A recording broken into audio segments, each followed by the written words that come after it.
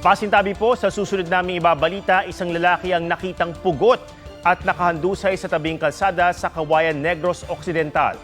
Sospek sa pagpatay ang lalaking nakaaway ng biktima. Ayon sa pulisya, habang bumibili sa tindahan ng biktima, dumating ang sospek na may itak. Sinubukan daw siyang tumakbo o sinubukan daw niyang tumakbo, ngunit nahila ng sospek at pinagtataga. Matagal ng alitan ang sinusundang motibo ng pulisya.